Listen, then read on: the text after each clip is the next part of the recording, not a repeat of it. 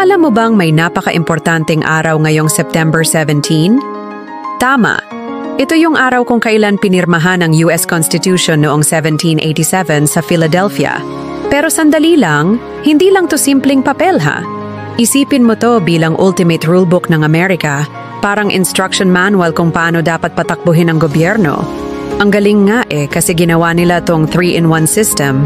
May legislative na gumagawa ng batas, executive na nagpapatupad, at judicial na nag-i-interpret. Perfect balance, di ba? At alam mo ang pinakamaganda? May Bill of Rights pa, para tong shield ng mga mamamayan laban sa mga power trippers sa gobyerno. Walang lusot. Hanggang ngayon, more than 230 years na ang nakalipas. Yung mga salitang "we the people" ay nagpapaalala sa atin ang kapangyarihan ng gobyerno ay galing sa tao at para sa tao. Nagustuhan mo ba itong kwentong historical natin? Like at follow mo na ako para sa mas marami pang interesting na kwento bukas. Salamat sa pakikinig.